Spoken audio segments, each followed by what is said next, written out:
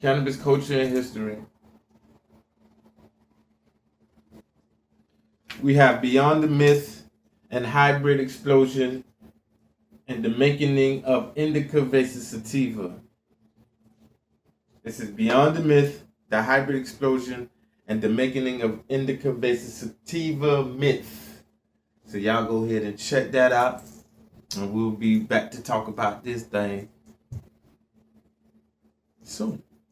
Hello, and welcome back to Canna Intel 420, where we strip away the noise and dig into the data behind how cannabis actually became what it is today. Before we dive in, a quick note for compliance and clarity.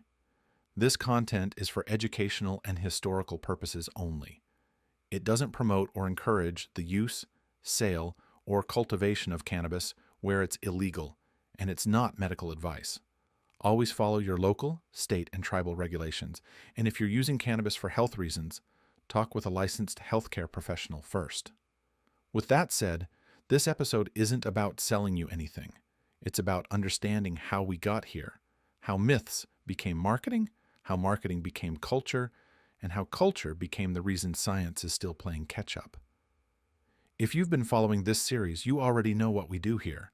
We take the stories the industry keeps repeating, hold them up against science, and trace how culture, law, and human hands built the myths that still shape dispensary menus right now. So, settle in and let's start.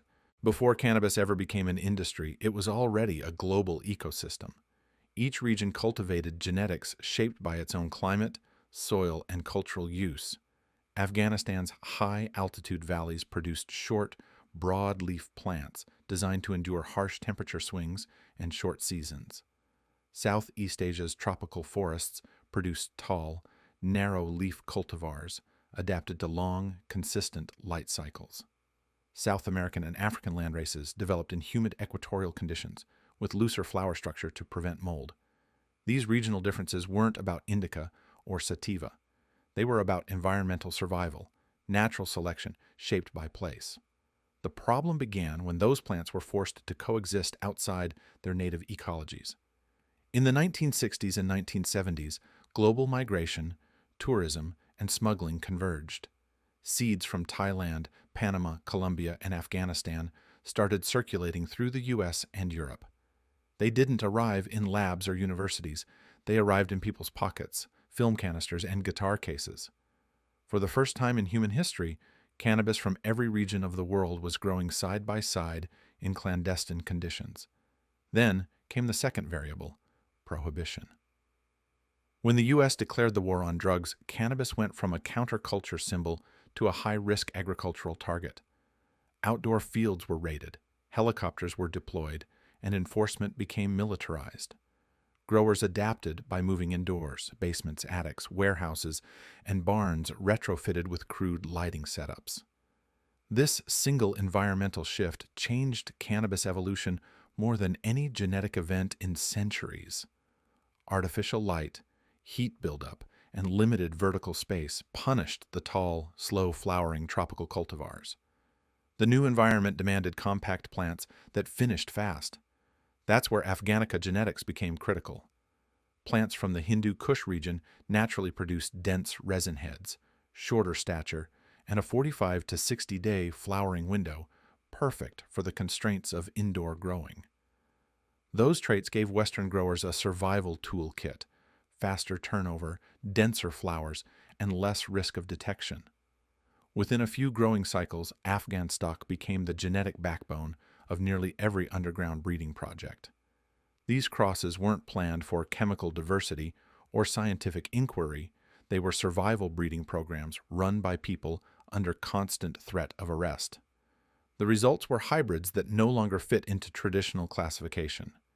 Growers were mixing short-season Afghans with long-season tropical plants, creating offspring that didn't behave predictably. Some hybrids expressed narrow leaves but finished quickly.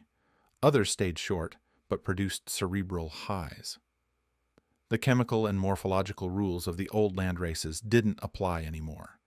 Growers needed a way to describe what they were seeing, but they didn't have laboratories, chemical assays, or even reliable testing equipment. They had language, And that's how the first crude binary emerged. Indica became shorthand for the new indoor phenotype, compact, resin-heavy, sedating.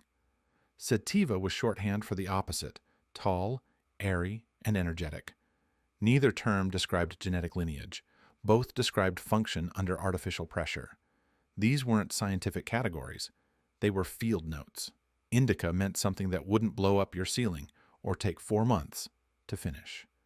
Sativa meant something that stretched, produced less resin, but carried a different type of high. The irony is that prohibition didn't just change how cannabis was grown, it rewrote what the plant even was. By selecting for short flowering cycles and resin output, growers unintentionally erased most of the natural diversity that had taken millennia to form. Long flowering equatorial lines from Thailand, Panama, and Africa were largely lost from circulation because they were impractical to hide and expensive to maintain. In other words, the illegal market became the world's largest selective breeding experiment, and the traits it favored were defined not by biology, but by fear. As those hybrids spread, so did the shorthand. Photocopied newsletters and word-of-mouth systems became the early data networks of cannabis. People used I and S next to strain names as a survival language. It wasn't about chemistry. It was about trade. You could buy or swap genetics faster if people thought they knew what the plant would do. A one-letter label could move a bag of seeds across the country without a grower having to describe effects or growth cycles. The binary worked because it compressed chaos into something everyone could repeat. By the early 1980s, the U.S. was exporting underground genetics to Europe, and Europe was exporting vocabulary back.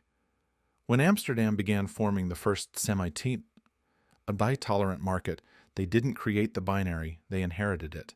But they did something the underground never could. They monetized it. Coffee shops needed menu categories, and seed banks needed catalog order. The words indica and sativa became more than code. They became marketing architecture. The tragedy behind it is simple. The cannabis binary was not built by science. It was built by survival. Every environmental factor, light cycle, enforcement risk, limited space, shaped both the genetics and the vocabulary. The world didn't divide cannabis into two species. Prohibition did. And the labels that began as shorthand for plant behavior under stress eventually became the language of global commerce, medicine, and culture. The first serious break with folk labeling didn't come from breeders or magazines. It came from pharmacology. In the late 80s and early 90s, researchers mapped the primary brain receptor that THC binds to, CB1, identified a second receptor, mostly outside the CNS, CB2, and then isolated the body's own ligands, anandamide, then 2AG. That work reframed cannabis from two plant types to a receptor-driven system. Effect isn't dictated by leaf shape, it's the sum of what molecules hit, which receptors, where, and for how long. Once the receptor picture existed, labs had to measure what the plant was actually delivering. Early analytics relied on gas chromatography, GC, coupled to mass spectrometry for volatile analysis, a method that cleanly separates terpenes. GC made one thing obvious fast. Samples with nearly identical THC could smell and feel very different because their terpene bouquets were different. At the same time, GC is brutal on cannabinoids. Heat converts the acidic forms, THCA, CBDA, to their neutral forms, THC, CBD, which muddies potency if you're trying to understand the plant as consumed versus as raw biomass. So, labs moved to high-performance liquid chromatography, HPLC, with UV detection for cannabinoids. HPLC separates acids and neutrals without forcing decarb, which finally lets people see whether a flower is mostly THCA, a balanced THC, CBD acid mix, or CBD heavy with trace THC. That's where the Type 1, Type 2, Type 3 classification came from. Not mythology, but consistent chromatograms. None of that required or supported slotting samples into two legacy buckets. As methods stabilized, a pattern emerged that marketing never captured.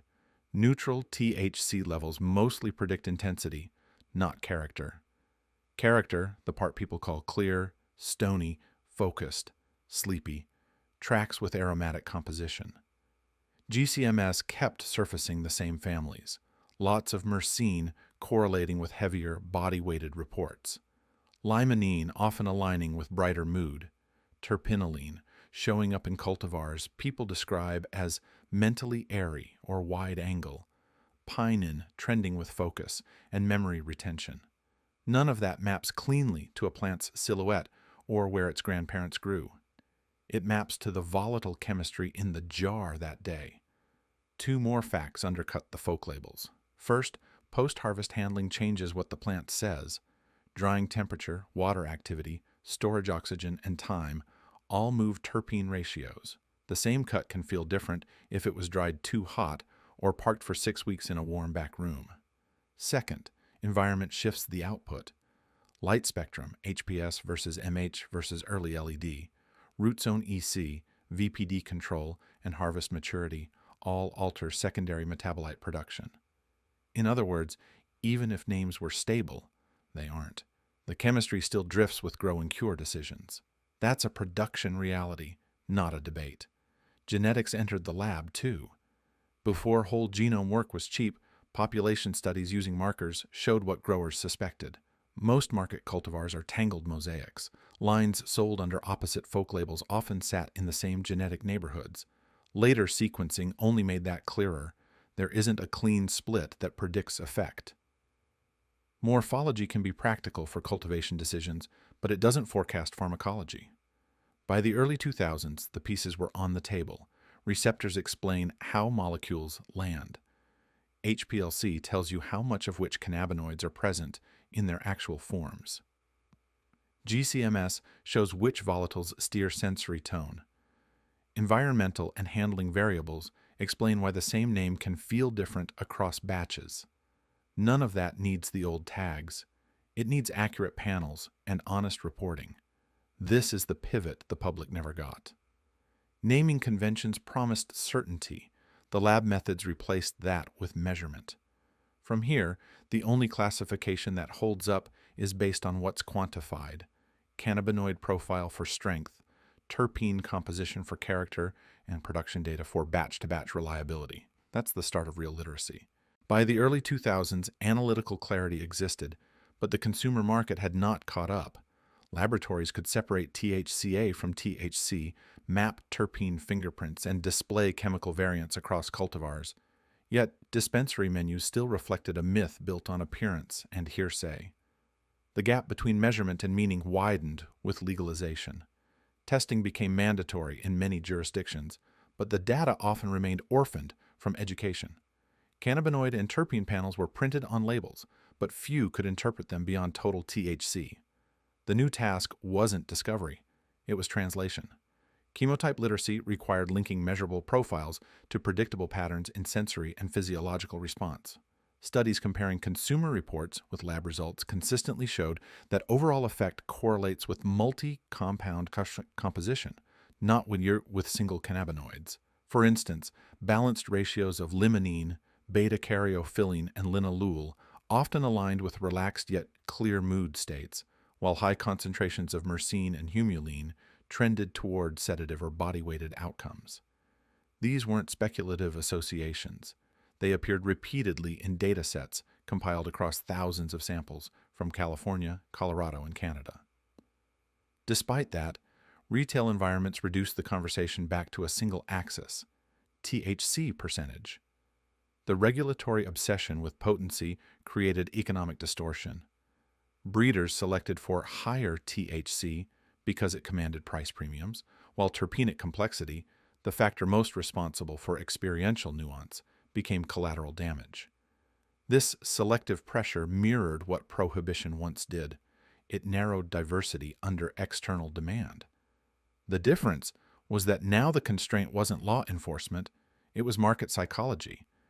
Chemotype education tries to reverse that compression. Instead of dividing products by invented families, a functional system classifies by dominant chemical families. A limonene-dominant chemotype behaves differently from a myrcene-dominant one, regardless of morphology.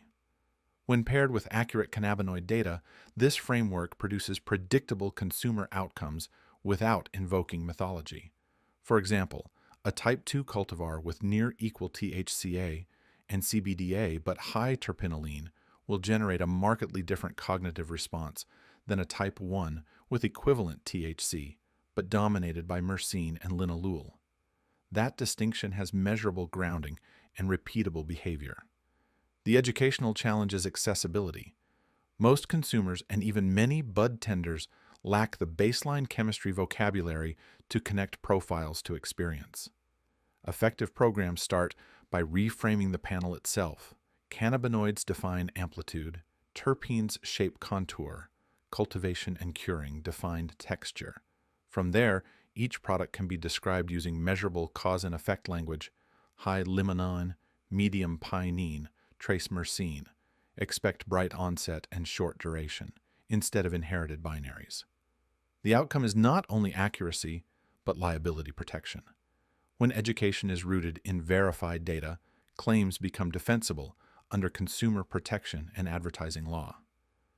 Laboratories have begun standardizing reporting templates to aid this transition. Multi-analyte dashboards convert microgram per gram values into percentile maps, displaying dominant compounds visually. This data infrastructure allows producers to maintain chemotype consistency across harvests by adjusting environmental parameters, light spectrum, nutrient balance, harvest timing to stabilize target ratios. That's the real future of branding: consistency through quantifiable reproducibility, not storytelling. Yet adoption remains uneven. Many regulators require testing, but not interpretation, leaving dispensaries to bridge science and sales on their own. The next phase of cannabis literacy depends on merging compliance infrastructure with consumer education. Every certificate of analysis is a teaching document waiting to be read aloud, proof that cannabis identity can finally move from myth to measurement. As legalization spread through the 2010s, laboratories and cultivators found themselves operating under two competing realities: the precision of chemistry and the inertia of marketing. Governments demanded quantifiable safety data, pesticide thresholds, microbial counts, potency verification, while the public demanded familiarity. The result was a fractured compliance environment where data existed but meaning was optional. Regulators wrote laws for numbers, not narratives. They required total THC on labels, but not context for how that number came to exist, nor what it represented pharmacologically.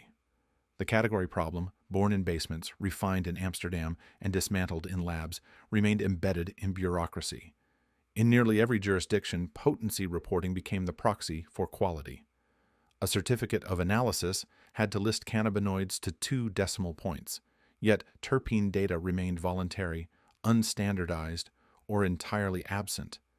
This imbalance shaped retail psychology. Dispensaries began competing on percentage alone, conditioning consumers to equate stronger with better.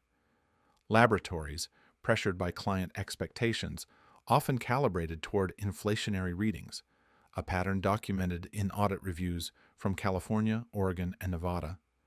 The economic bias created a feedback loop identical in structure to the old indica-sativa divide, a simplistic signal standing in for complex chemistry because it was easy to sell and even easier to print on a label. True regulatory literacy begins where marketing ends. In mature agricultural industries, compliance frameworks are built around traceability systems, the ability to verify how and where a product was produced. Cannabis remains inconsistent here. MeetRC and BioTrack provide movement tracking, but not quality context. Without chemical metadata linked directly to cultivation conditions, regulators can't evaluate the stability of a cultivar or its claimed effects. That gap is not technological, it's linguistic. Agencies designed data fields for quantity and location, not expression. A plant is logged as a unit, not a chemical profile. Consequently, 2 products bearing the same name can occupy different chemical realities while remaining legally indistinguishable. A true chemotype-based compliance structure would invert this logic. Instead of labeling by strain name or folk family, each product would declare its dominant compound ratios within an accepted tolerance band. A producer selling a limonene dominant type 1 cultivar would have to demonstrate batch consistency across multiple harvests within, say, 10% terpene variance and 5% cannabinoid variance. That level of reproducibility already exists in food and perfume manufacturing. It's simply absent from cannabis because the language of compliance hasn't caught up to the science. Education can fill that gap faster than regulation. When bud tenders explain products through quantifiable composition rather than personality branding, they not only improve consumer outcomes, but also protect operators from false advertising claims. Legal exposure decreases when descriptors are anchored in analytical data rather than assumed effects. Contains 1.8% myrcene and 0.7% limonene is a statement of fact. Produces deep relaxation is a claim subject to challenge. The future of compliant retail communication will depend on this linguistic discipline, precise enough to inform, neutral enough to pass scrutiny, and transparent enough to rebuild trust in an industry that spent decades speaking mythologically. The United States and Canada have started inching toward this model. Some provinces now permit effect-based categorization only when supported by verified chemical data. In Minnesota, early draft frameworks for adult use labeling mirror the nutritional panel logic of food products: standardized formatting, mandatory primary cannabinoid disclosure, and optional terpene profiles. It's the first sign of language reform written into law, a step toward an evidence-based lexicon. When chemistry defines communication, the market stabilizes around truth instead of novelty. The metrics exist, the instruments exist, and the data already sit inside regulatory servers. What's missing is translation, turning chemical literacy into consumer language without sacrificing precision. Once that happens, cannabis won't need mythology to sell itself. It will have transparency, reproducibility, and the one thing no prohibition ever allowed it: scientific integrity. Yet myths also evolve. Across the industry, educators, breeders, and researchers are working to replace the binary with a language grounded in measurable chemistry. Dispensaries are beginning to abandon the old categories, organizing menus around effect-based language: calming, creative, focus-driven, sleep-supportive. These descriptors are backed by laboratory data, terpene profiles, and cannabinoid ratios, rather than leaf shape or breeder lore. At the same time, researchers are developing predictive models that can map consumer experience through chemical fingerprints instead of outdated lineage claims. Slowly, the conversation is shifting from myth to mechanism.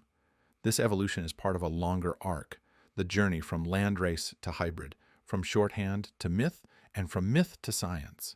Nepalese charas, Congolese reds, Panamanian golds, Afghanica resins, each carried its own truth of place and adaptation. But it was human crossing, naming, and storytelling that wove those truths into a shared lexicon.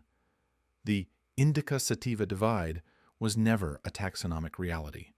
It was a cultural artifact, a fossil of the hybrid explosion still embedded in our language. To move beyond it is not to erase history, but to honor it more fully. Recognizing that cannabis cannot be contained by two boxes means finally seeing it as it is: a plant of extraordinary plasticity shaped by environment, chemistry, and human imagination. The myth was born of necessity, a way to make sense of complexity during Prohibition. But its dismantling can be born of education and respect, a willingness to give the plant back its depth, its nuance, and its truth. That is the challenge and the opportunity for this generation of growers, educators, and consumers to replace myth with knowledge while carrying forward the reverence that gave rise to those myths in the first place. This content is for educational and historical purposes only. It is not medical advice and does not promote or encourage unlawful cultivation or consumption of cannabis. Always comply with local, state, and tribal regulations. If you followed this series, you know what we're here to do: to trace where the myths came from, to show how they shaped the present, and to rebuild the language of cannabis on the foundation of truth. If this helped shift how you see the plant, hit like, subscribe, and share it forward. Every bit of support helps keep this work alive, telling cannabis stories the way they deserve to be told. Sign of language. Cannabinoids, terpenes, the whole works. You already know how I feel. I'm that sativa man. I love that. You know what I'm saying? I love the punch. Tell me how you feel. Leave your question, comments down low. Did you learn anything? If so, let me know. Yeah. Before we move on to the next segment, I do have a new idea for a segment. High stories, where you guys were. I think I'm gonna introduce it on the next episode, because when we were doing Strange Spotlight with Harry Rock and Baz, we got to a part where we were talking about, we got high and we were talking about Superman, things like that, and it came out real funny. So I'm thinking about doing that, where you guys could send in your little high stories, your little high moments, and we could highlight you guys and your high moments, and everybody in the community could comment and whatever, So tell me how you feel, what you think about that, and if y'all like the idea, we'll get started on it. You know what I'm saying? Yeah. All right. Moving on to cannabis health and risk.